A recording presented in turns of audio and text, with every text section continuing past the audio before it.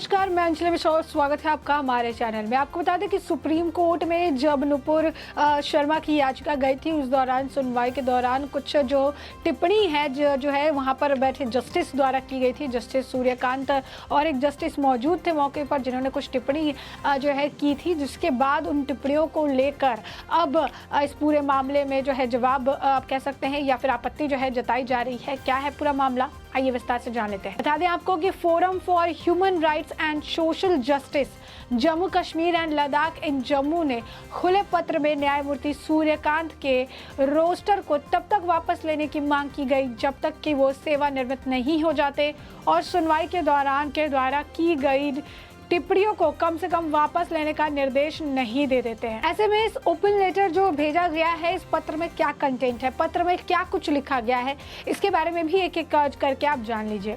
बता दें कि पत्र में शुरुआत में लिखा गया है कि हम चिंतित नागरिकों के रूप में यह मानते हैं कि किसी भी देश का लोकतंत्र तब तक बरकरार रहेगा जब तक कि सभी संस्था संविधान के अनुसार अपने कर्तव्यों का पालन नहीं करते। माननीय सर्वोच्च न्यायालय ने सुप्रीम कोर्ट के 2 न्यायाधीशों की हालिया टिप्पणियों ने लक्ष्मण रेखा को पीछे छोड़ दिया है और हमें एक खुला बयान जारी करने के लिए मजबूर किया है। इस दौरान उन्हें पॉइंट वाइज में जो है सारी चीजें मेंशन की। पहले पॉइंट में लिखा कि माननीय सुप्रीम कोर्ट की 2 न्यायाधीशों न्यायाधीश सूर्यकांत और न्यायमूर्ति JB पारदीवाला की ओर से नुपुर शर्मा द्वारा की याचिका को जो है जब किए जाने के दौरान की गई दुर्भाग्यपूर्ण और अभूतपूर्व टिप्पणियों ने देश और बाहर स्तंभ कर दिया था। सभी समाचार चैनलों द्वारा एक साथ उच्च डेसिबल में प्रसारित की गई टिप्पणी न्यायिक लोकाचार के अनुरूप नहीं है।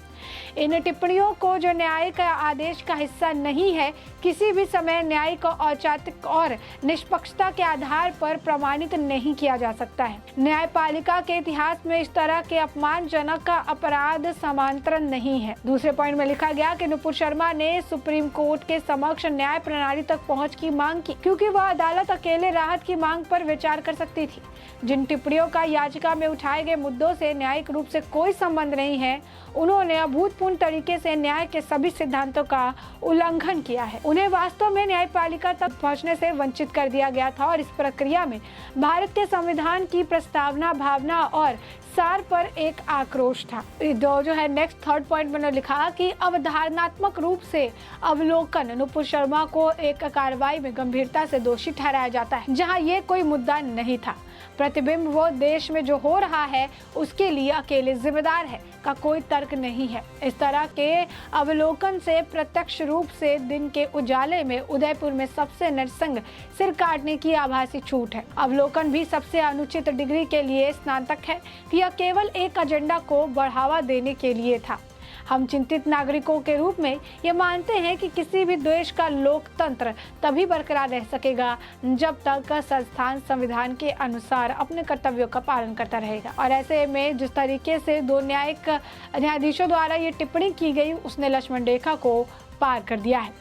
चौथे जो पॉइंट है, चौथे पॉइंट में लिखा कि कानूनी बिरादरी की इस टिप्पणी पर आश्चर्य और झटका लग रहा तय है कि प्राथमिकी से गिरफ्तारी होनी चाहिए। देश में अन्य एजेंसियों को नोटिस दिए बिना उनकी टिप्पणियां वास्तव में चिंताजनक और काफी ज्यादा निराशाजनक है। लेकिन न्यायपालिका के इतिहास में दुर्भाग्यपूर्ण टिप्पणियों का कोई समांतरण नहीं है और सबसे बड़े लोकतंत्र की न्याय प्रणाली पर अमिट निशाना है। तत्काल सुधार के कदम उठाए जाने चाहिए क्योंकि उनके लोकतांत्रिक मूल्यों और देश की सुरक्षा पर संभावित गंभीर परिणाम हो सकते हैं। छठे पॉइंट में उन्होंने लिखा कि इन टिप्पणियों के कारण भावनाएं व्यापक रूप से भड़क उठी है और एक तरह से उदयपुर में व्यापक दिन के उजाले में बर्बर कायरता से सिर काटने की घटना जांच के तहत एक मामला है। 7वें पॉइंट में से लिखा गया कि टिप्पणियां प्रकृति के निर्णयात्मक उन मुद्दों पर हो जो पहले नहीं थे। न्यायालय भारतीयों के सार और आत्मा का क्रूप है। उन्होंने कहा कि संविधान एक याचिकाकर्ता को इस तरह की हानिकारक टिप्पणियों के लिए मजबूर करना,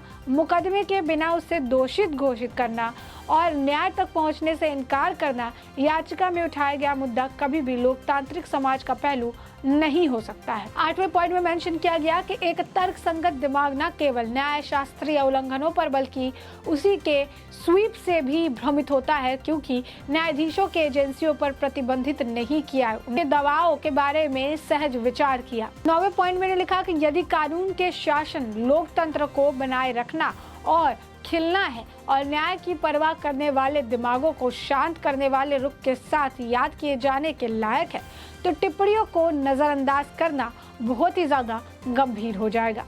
10वें पॉइंट में उन्होंने लिखा कि सुप्रीम कोर्ट के माननीय न्यायाधीशों की अवांछित, अनुचित और अनावश्यक मौखिक टिप्पणियों के बावजूद मामले का एक और महत्वपूर्ण पहलू है।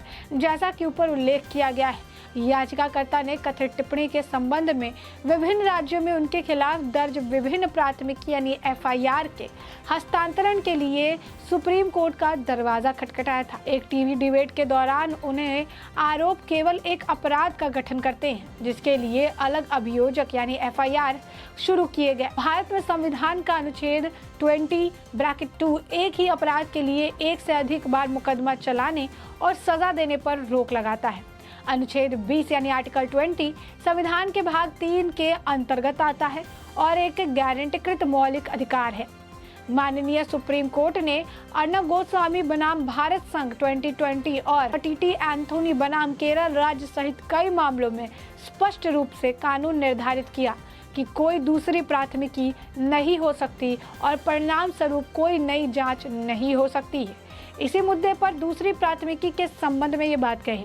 इसी तरह की कार्रवाई भारत के संविधान के आर्टिकल 20 के तहत गारंटीकृत मौलिक अधिकारों का उल्लंघन है। आखिर में 11वें पॉइंट में उन्होंने लिखा कि माननीय सुप्रीम कोर्ट ने याचिकाकर्ता के मौलिक अधिकार की रक्षा करने के बजाय याचिका का संज्ञान लेने से इनकार कर दिया और याचिकाकर्ता को याचिका वापस लेने और उचित फोरम यानी उच्च न्यायालय हाई कोर्ट से संपर्क करने के लिए पूरी तरह से जानते हुए कहा कि हाई कोर्ट का अधिकार क्षेत्र जो है वो है, उसमें अधिकार क्षेत्र में वो जा सकते हैं।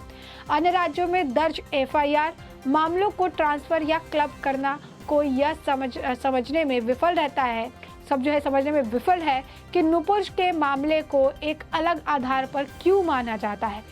जब अलग अलग मामलों में इस तरीके के फैसले लिए गए तो फिर नुपुर के मामले में क्यों इस तरीके की टिप्पणी की गई। उन्होंने कहा कि माननीय सुप्रीम कोर्ट के इस तरह के दृष्टिकोण की कोई प्रशंसा नहीं है और यह भूमि के उच्चतम न्यायालय की बहुत ही पवित्रता और सम्मान को प्रभावित करता है। तो ऐसे में साफ तौर पर सुप्रीम कोर्ट द्वारा जब याचिका जो है सुनवाई हो रही थी नुपुर शर्मा द्वारा दायर याचिका में, तो उस दौरान फैसले में कुछ लिखा नहीं गया, लेकिन कोर्ट रूम के अंदर कई सारी जो टिप्पणी है जस्टिस सूर्यकांत और जो है जस्टिस एक और जस्टिस मौजूद उनके द्वारा की गई थी टिप्पणियों को काफ़ी ज़्यादा जो है सोशल मीडिया पर ट्रेंड किया गया था। उस दिन जो है आपको बता दें कि ट्रेंडिंग में अगर आप देखेंगे तो जस्टिस सूर्यकांत काफ़ी ज़्यादा ट्रेंड कर रहे थे, क्योंकि उनकी जो टिप्पणियाँ थी नुपुर शर्मा के लिए वो काफ़ी ज़्यादा जो है लोगों को जो है परेशान कर रही थी। जिस तरह से उन्हें कह दिया कि कहीं ना कहीं कन्हैयालाल की जो उदयपुर में निर्मम हत्या हुई है उसके पीछे का भी कारण कहीं ना कहीं जो है नुपुर शर्मा है। नुपुर शर्मा की वजह से इस वक्त देश जल रहा है। कई सारी जो है टिप्पणियां की गई थी, जिन टिप्पणियों पर आपत्ति लोगों ने जताई। द्वारा सुप्रीम कोर्ट के जज द्वारा जो है सूर्यकांत द्वारा ये भी कहा गया था कि डेमोक्रेसी है, डेमोक्रेसी में घास को उगने का पूरा अधिकार है और गधे को उसे खाने का भी पूरा अधिकार है। इस पर भी काफ़ी ज़्यादा इसे लेकर जो है लोगों ने सवाल जो है खड़े किए थे कि ये किस तरीके की जो है टिप्पणी है। मतलब कई सारी जो टिप्पणियां हैं वो जस्टिस की तरफ से की गई थी और फैसले में कुछ ऐसा मेंशन नहीं किया गया था, लेकिन कोर्ट रूम में जो टिप्पणियां की गई वो टिप्पणियां बाहर भी आई और उन टिप्पणियों को लेकर ही काफ़ी ज़्यादा जो है लोगों में एक रोष जो है देखने के लिए मिला। जिसके बाद न्यायाधीशों, सेना के अधिकारियों और नौकरशाहों ने सुप्रीम कोर्ट द्वारा नुपुर शर्मा के मामले में की गई टिप्पणियों के खिलाफ एक बयान जो है जारी किया है, ओपन लेटर जारी किया है। उसमें उन्होंने नोट किया कि सुप्रीम कोर्ट के इस तरह के दृष्टिकोण की कोई प्रशंसा नहीं है और सुप्रीम कोर्ट की बहुत ही पवित्रता और सम्मान को भी इस तरीके की जो टिप्पणी है वो काफ़ी ज़्यादा प्रभावित करती है। बता दें कि 100 से अधिक जो है सिग्नेचर उसमें मेंशन किए गए थे। तो 100 से ज़्यादा अधिक सिग्नेचर वाले बयान में ये भी कहा गया कि सुप्रीम कोर्ट के 2 न्यायाधीशों की हालिया टिप्पणी ने लक्ष्मण रेखा को पार कर दिया और हमें एक खुला बयान जारी करने के लिए मजबूर कर दिया। यानी साफ तौर पर जो आप देख सकते हैं कि टिप्पणी को लेकर अब उनकी तरफ से भी आपत्ति जताई गई, ओपन लेटर दिया गया है।